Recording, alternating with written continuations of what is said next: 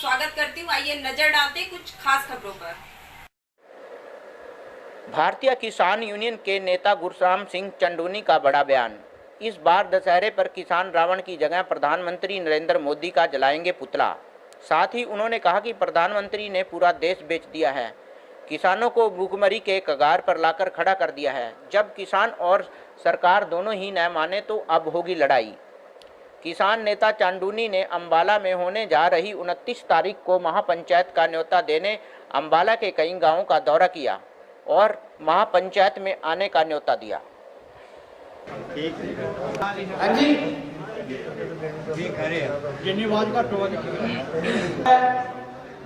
अपने वीरां नूं नाल ਉਹ ਗੱਲ ਆਇਆ ਕਿ ਜਿੰਨੇ ਵੀ ਉਸ ਪ੍ਰਦਰਸ਼ਨ ਭਾਵੇਂ ਐਜੂਕੇਸ਼ਨ ਜੋ ਵੀ ਹੋਵੇ, ਜੋ ਵੀ ਆਪਾਂ ਨੇ ਪੰਚਾਇਤ ਕਰਨੀ ਹੈ, ਜੋ ਵੀ ਕੰਮ ਕਰਨਾ ਹੈ ਭਾਵੇਂ ਘਰ ਦਾ। ਤੇ ਮੋਦੀ ਸਰਕਾਰ ਦੇ ਕਾਲੇ ਕਾਨੂੰਨ ਸਾਡੇ ਗਾਂਵ ਦੇ ਵਿੱਚ ਖੜਾ ਕਰਕੇ ਬਣਾ ਕੇ ਪਾਸ ਤੇ ਗਏ।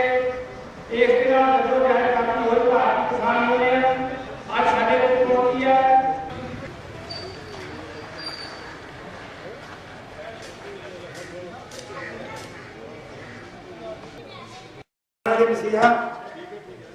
कि किसान यूनियन की सारी टीम साफ प्रदेश सारे नगर निवासियों का धन्यवाद करता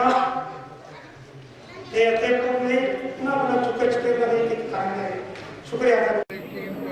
उसके लिए हम अम्बाड़े का दौरा कर रहे हैं। हमारे 2 दिन के प्रोग्राम अम्बाड़े में आज के और कल के और विभिन्न गांवों का दौरा कर रहे हैं और उसी सिलसिले में आज हम शाहपुर में हैं।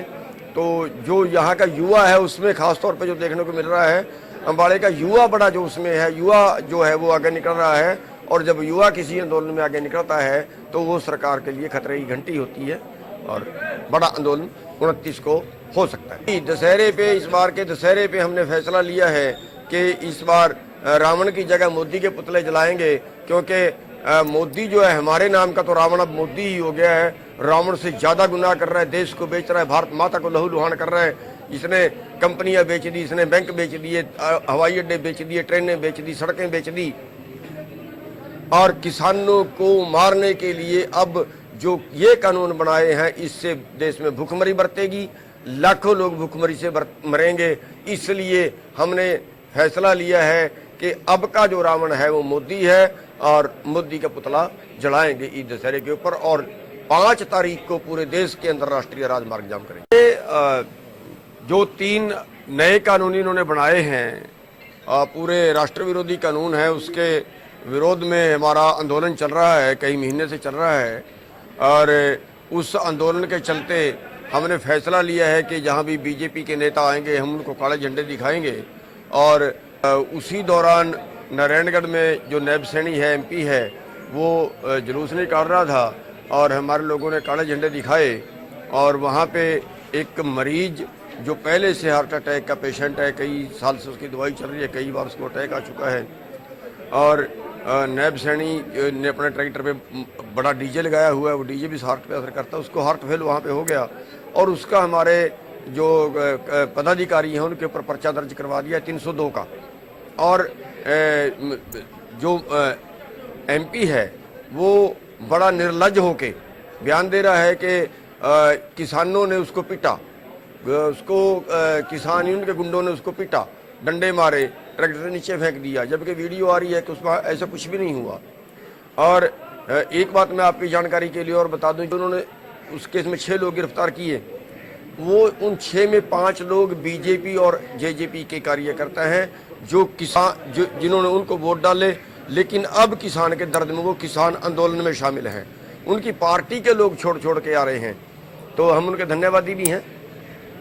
तो अब उसके लिए जो है अम्बाड़ा में एक महापंचायत रखी है 29 तारीख की मौड़ा अनाज मंडी के अंदर। और हमारी साफ चेतावनी है प्रशासन से कि या तो प्रशासन 29 से पहले केस वापस ले ले और वरना फिर ये जो है अगली लड़ाई का ऐलान वहाँ पे कर दिया जाए।